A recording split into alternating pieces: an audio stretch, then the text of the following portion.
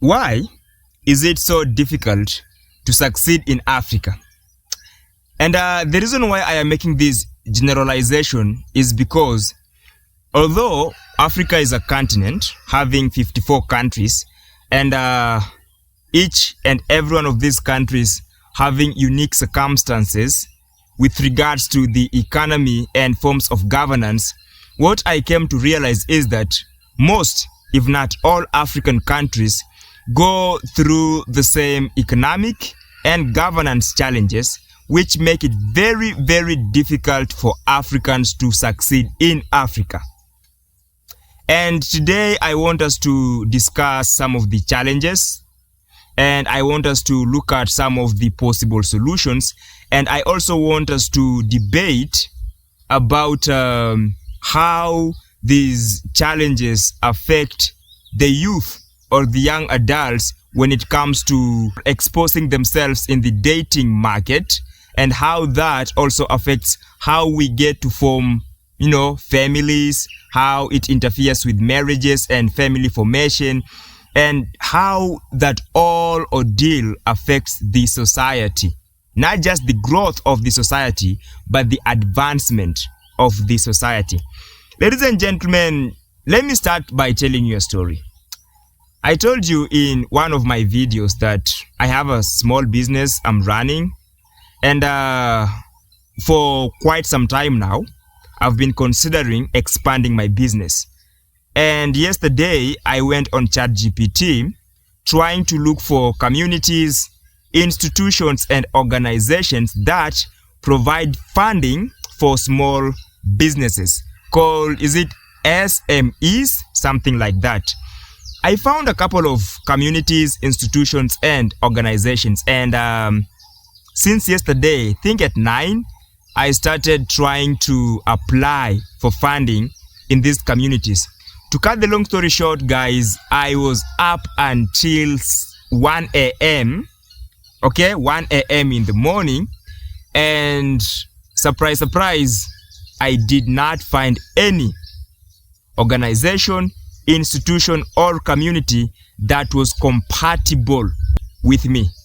They had terms of services and policies that were so aggressive, that were just not suitable for someone in my circumstances, because I am not looking for a huge sum of money. I'm looking for a small amount of money because it is an idea that I'm trying to test. I identified a particular problem in my market, and I am trying to address that particular problem, but it is not such a big problem that needs a lot of money, and I don't want to put a lot of money into solving a problem that I have no confirmation if people really need that problem solved, or how much are they willing to pay to get that particular problem solved. So I just wanted, a little bit of money, but no institution had terms or regulations or had measures that were suitable for someone in my situation. And that is why I think one of the challenges most Africans face is limited access to capital. There is serious limited access to capital. Because if you approach banks and try to pitch them your ideas, you even give them a business plan, this is what happens. They will come on the ground, assess your business, and they will want a guarantor, and they will also demand a collateral. And for someone in my situation, I don't have any of that. I don't have a reliable guarantor. I don't have collateral. I am just trying to build myself in this economy. So banks, most of the time, are not the best fit for people who are in situations like mine. And I'm very confident when I say that most Africans in Africa are in situations such as mine. And it is also very difficult to find venture capitalists, especially considering where I live, because I am not closer to big cities like Nairobi, Mombasa, maybe Kisumu. I am far away. So to find a venture capitalist that will take a chance on you is very, very difficult. The second challenge I think Africans face is high youth unemployment. The number of graduates is not proportionate to the amount of opportunities in the market. Okay? Our economy is not that big. Our economy is not that developed. Our economy is not that sophisticated, to say the least. So you find that there are a few jobs, but a lot of competitors. And most of these people are qualified. They can do those jobs splendidly, but there are no opportunities. There are no chances. So people are oftentimes scrambling for these opportunities. And that is a huge blow on the Africans, because how will you develop yourself economically, even socially, even politically sometimes, if you don't have a job? Because the first thing a graduate looks for when they graduate is a job, some sort of a stable source of income. That is what most people prioritize immediately they graduate. But in Africa, it's very difficult to find that. It is very difficult to find a well-paying job. And the third challenge is infrastructure challenges. Yo, do I even have to discuss that point? Do I even have to do that? Like, Africans know what I'm talking about. Most of African countries do not have reliable roads, especially in rural areas. Like, networking is very, very difficult. In third world countries, it is almost impossible to access remote areas in Africa because most of these roads are neglected. Even if some roads are tarmac, but they are not properly constructed. Okay, the standards are not, the quality of those roads are not that good. They're not high quality roads. So they're the kind of roads that cannot sustain any sort of serious movement or any sort of serious activity for more than 3 years.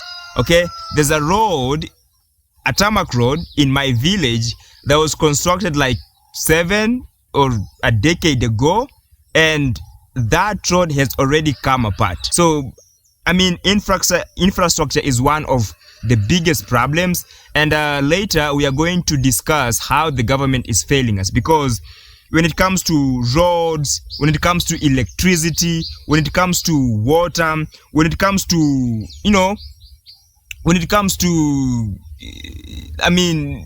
communication, these are the things the government is supposed to take care of. And oftentimes, when you encounter challenges with infrastructure, that means the cost of doing business does what?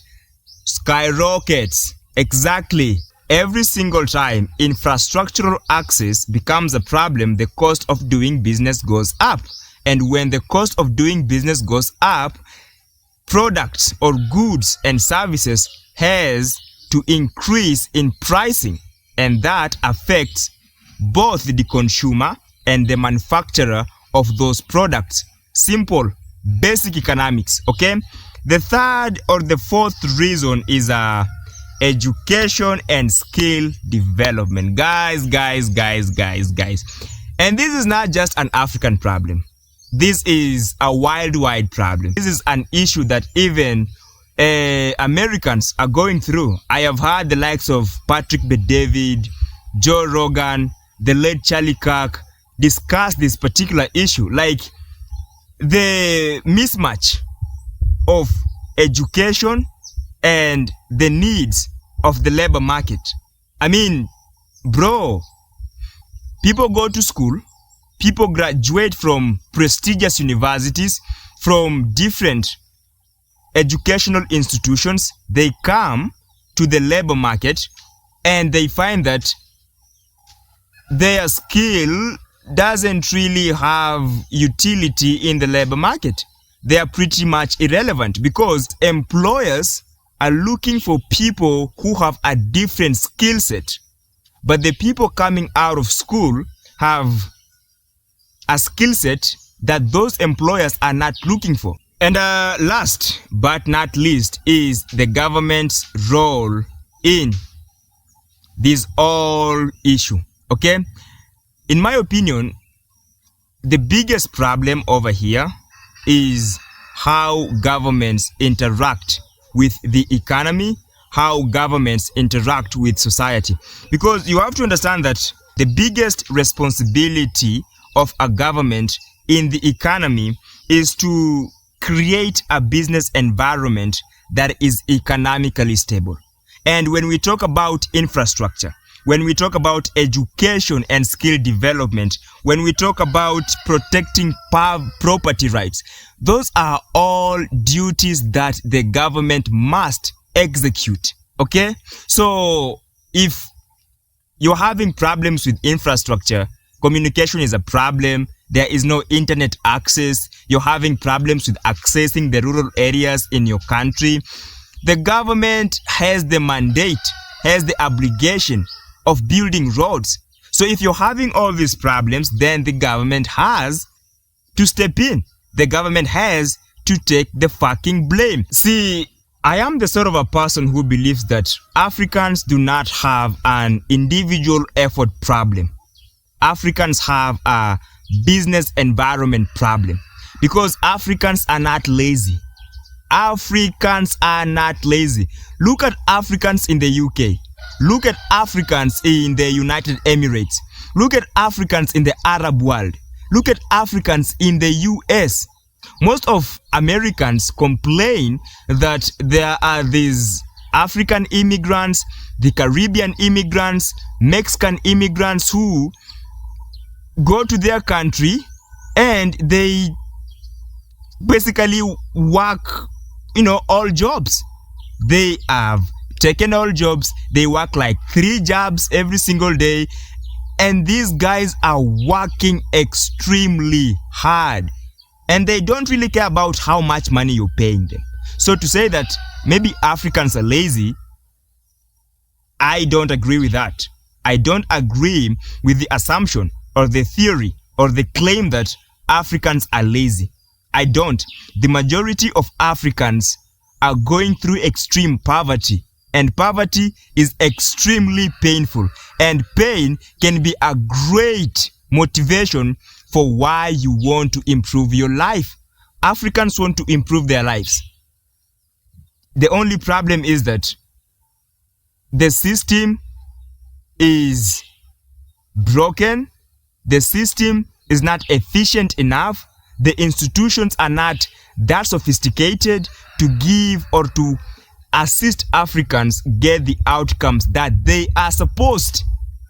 Considering the amount of work they are putting in, I believe that the institutions are not structured properly to give Africans the outcomes that they are supposed to be getting. Okay? And I want us to now look at the possible solutions. Okay? We have already laid down all the challenges Africans are going through. Now let us look at the possible solutions. Guys, first of all, we have to look at the economic module that most African countries have employed.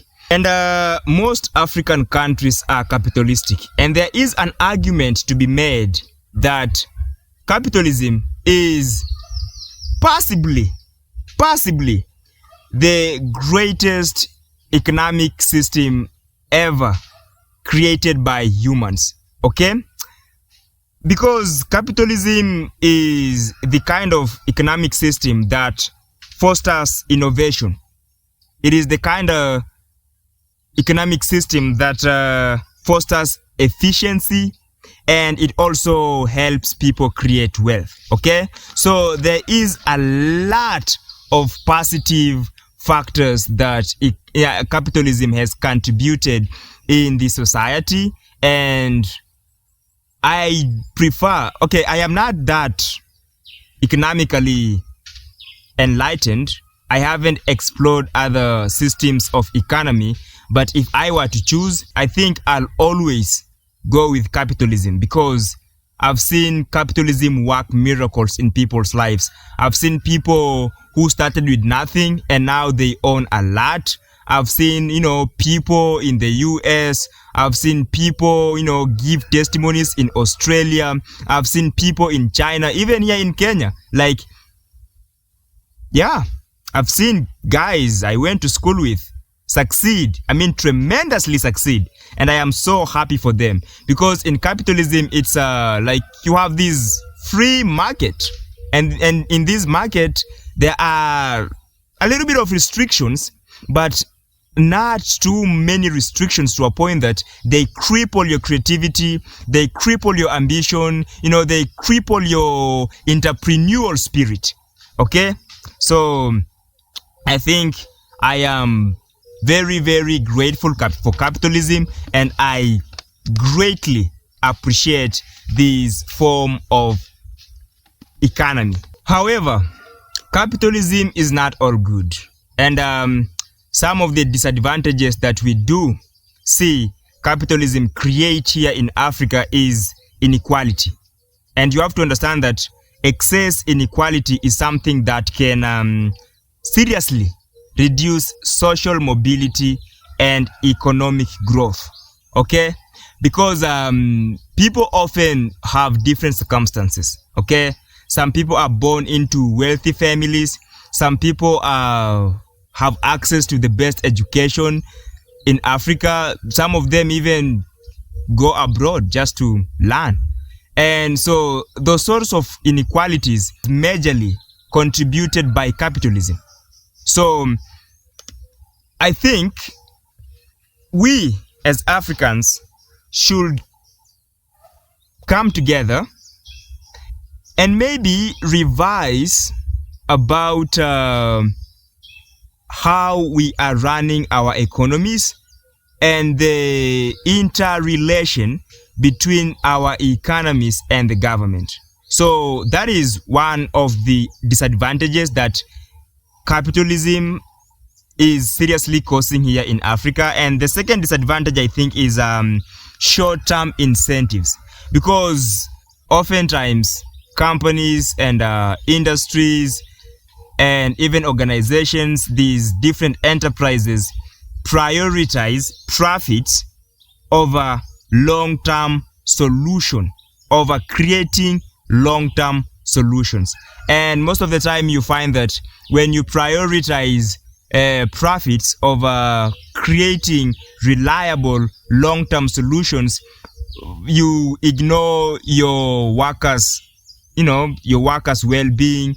You ignore how whatever you're doing, your business activities affect the society, stuff like that. So in my opinion, those are some of the disadvantages I associate with capitalism. And I think if those disadvantages are properly addressed in our African ecosystems, I think we might actually advance as a society, as countries, and as a community as a whole.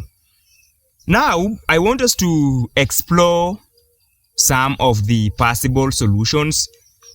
And in my opinion, I think African countries should seriously consider combining market with government action. Okay? And we see these work very well in countries such as Singapore, South Korea, Norway, and Germany. I don't know if you guys understand that.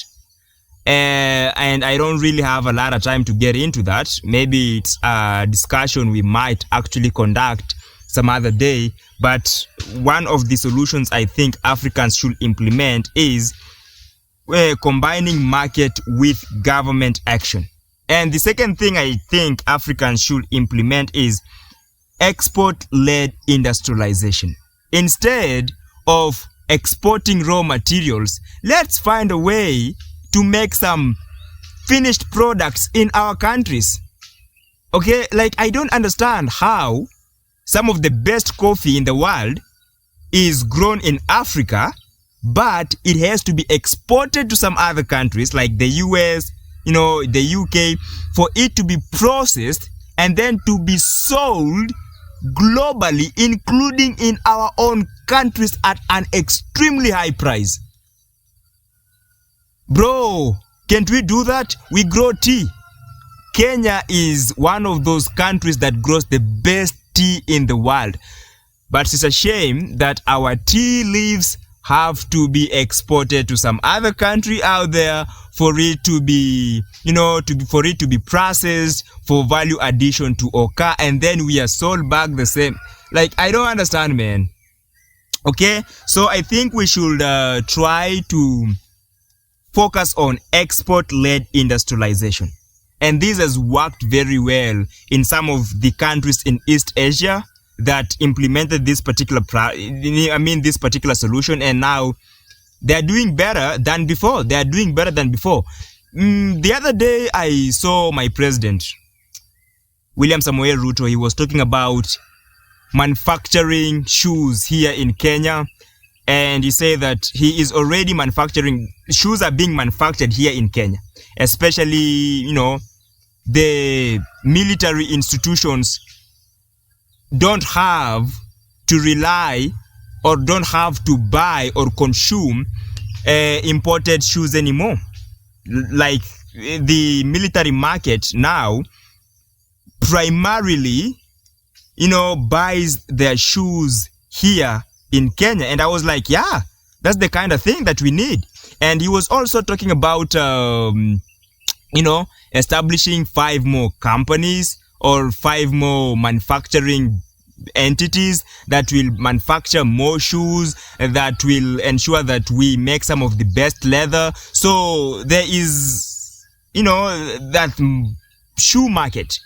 It's very big. We have leather, we have this, we have so I think it's something that we should actually, we should applaud our president for doing. And another solution that should be implemented is something called development states.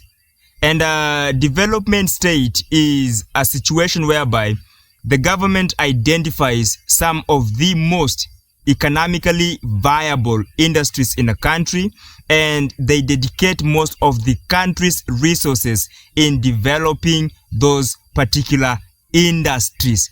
And for example, here in Kenya, I think one of the most economically viable industries is agriculture.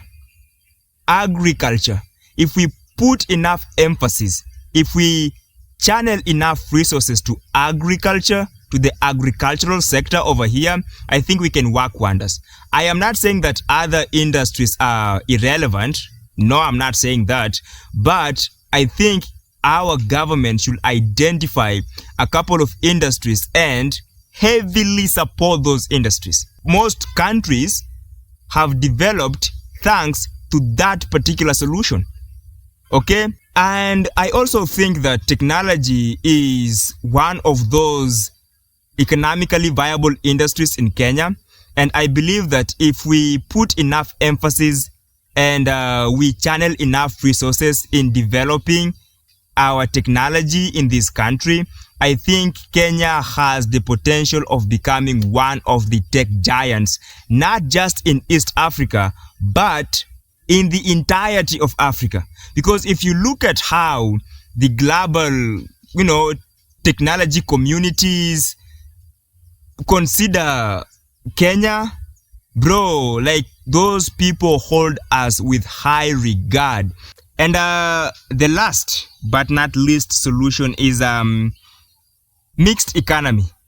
Let's try this mixed economy thing. Now, mixed economy is whereby the government allows the private sector to handle matters to do with innovation, to drive competition, to drive efficiency, while the government focuses on service delivery, like building infrastructure, educating, the society, things like providing reliable healthcare, world-class healthcare, like regulations, ensuring public safety, because the moment the government starts doing business, it automatically creates a clash of interest, because the government is supposed to care for all citizens in a country, the government is supposed to have the best interests of all citizens in a country. So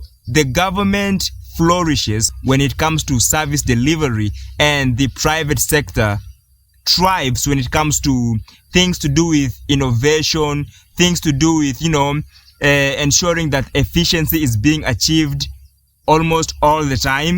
I also think that the private sector understands how to utilize competition in a way that benefits the consumers, because I believe that most of the private enterprises oftentimes experience sleepless nights trying to figure out how they can reduce their prices while creating the best products, high quality products. And each and every single time such a thing happens, I think the consumer smiles. I think the consumer enjoys such a thing. And I am also the sort of a person who believes that competition, healthy competition, is necessary in the market, because competition breeds competence.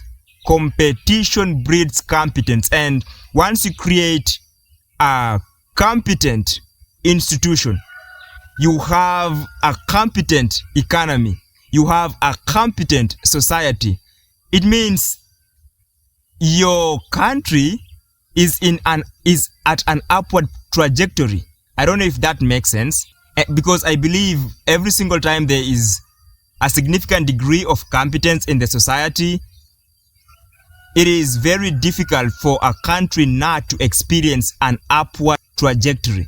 So those are just some of the solutions that I believe can be implemented to solve some of the problems that we do experience. And you have to understand that I know that these problems are nuanced, and sometimes they are not as easy as they seem. Things are not always black and white. And I know that, but if we implement some of the solutions that I have discussed with you right here, right now, I think our societies will be way better in the long run, okay? In the long run, our societies will benefit a lot from the solutions that we have just discussed. Now, here comes the most interesting part of this video.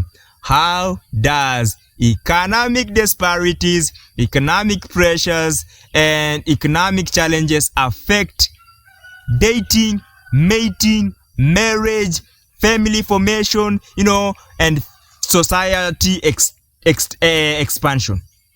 How does the economy affect all this? I am a big fan of Chris Williamson, and Chris Williamson has a big podcast called Modern Wisdom, and oftentimes he invites these male figures who explore a lot of challenges that men go through. And on this particular episode, I remember Chris Williamson had invited who is he? I mean, is it Scott Galloway? Yeah, I think I remember it was Scott Galloway. And Scott Galloway said something that was kind of illuminating, because he really helped me understand how much economy is important when it comes to dating, mating, marriage, family formation, and society expansion. He did say that when people are broke, I'm paraphrasing here, these are not the exact words, this is not the exact statement that he did utter, but he said something along the lines of, when men are broke, oftentimes they are not attractive to females. And he also said that it is very difficult for broke male to put themselves in the dating market, because oftentimes they experience confidence issues, because we are living in a society, we are living in a world whereby oftentimes you're being judged by your social status. And for you to have a high social status, you must be a high income earner. So I believe you do understand that oftentimes when people are broke, let me use when men are broke, they experience a great degree of financial insecurity. And when men experience financial insecurity, they delay commitment. Even if you have a girlfriend who you really, really love, okay? A girlfriend who you really, really love, you will find a way to delay things, to postpone things. You know, you won't propose in time. Even if you propose in time and move in together, like, you know, there are these financial challenges keep you from starting a family. You know, there's just too much that goes into it. So oftentimes people tend to delay commitment because of financial instabilities. And the second thing is economic pressure changes, you know, partner preferences. There is a popular narrative in the popular culture that women like money, that most women are gold diggers. But tell me, please be honest, how would you not love money in such an economy? It is only logical to love money, because if you have money, you have security. If you have money, you have freedom right now. And women would rather go for a mate who has the potential of creating a safe environment or a safe atmosphere for them than go for someone they are attracted to or someone they genuinely love. So women prioritize safety over affection nowadays. And I can't blame women. For example, yesterday, okay, let me tell you a story, okay? Yesterday, I was chilling out with my girlfriend, okay? She's very beautiful. She's very beautiful. Yeah. Okay, let me just flex, okay? Let me flex. Give me 2 minutes to flex. You know, Dr. Uma Johnson has been really, really, you know, praising and glorifying, you know, talking a lot about women that are thick in the ties, especially back then when he just went ballistic on Shannon Sharpe and he criticized and scrutinized the type of female Shannon Sharpe like, you know, those slim, petite females. And those are the kind of females I previously liked. But after listening to Dr. Uma again and time and again, I was like, yo, I gotta get myself a chick. I gotta get myself a female who is thick in the ties. And praise God, I got myself a chick who is thick in the ties. But this chick who is thick in the ties wants a fucking iPhone. Yesterday, we were conversing and I kind of asked her what kind of phone she would like, and immediately, without hesitation, she was like, I'd love to possess an iPhone, and I am fucking broke, bro. I don't know how to get that.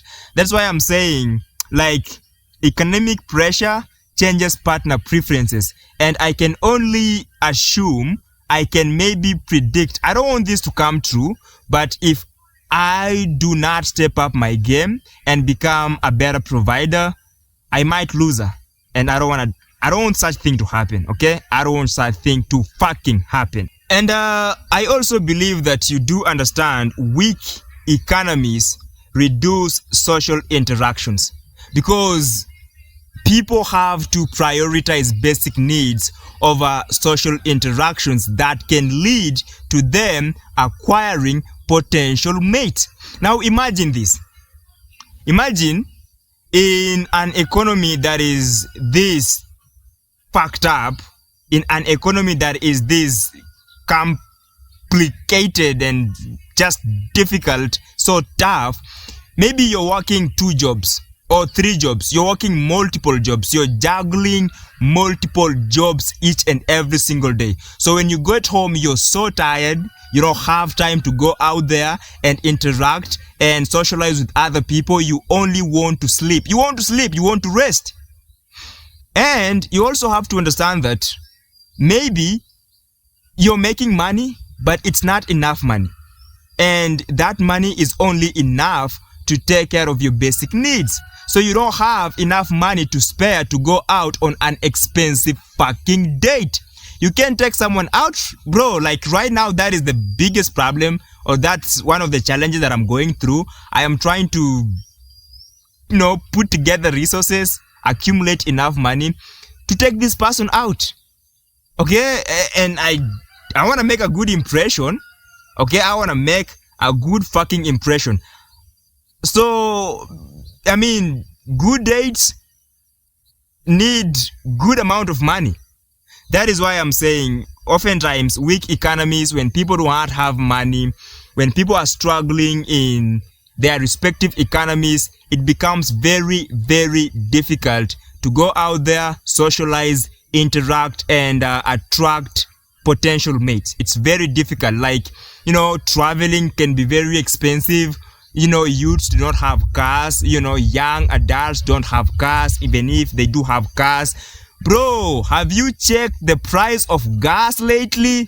Bro, like, gas is almost becoming unaffordable. It's almost becoming unaffordable, man.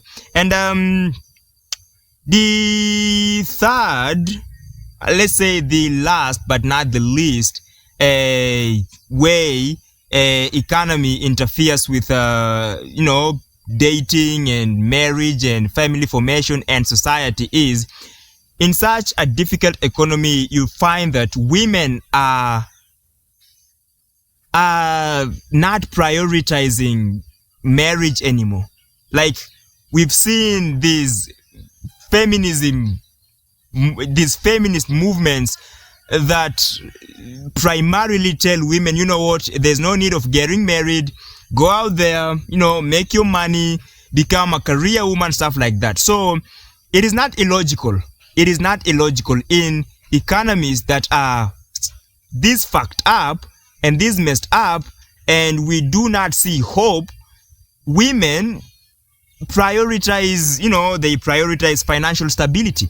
And how do you become financially stable? You become an entrepreneur. And if you are an entrepreneur, you have to dedicate a tremendous amount of time in building your business or building your enterprise. That is what happens. And when you're doing that, you oftentimes find that you don't have time to go out there and develop a romantic connection with someone. And I think the second thing that women prioritize is education. Women nowadays, like in the US, women are way more educated than men, especially in the, black society.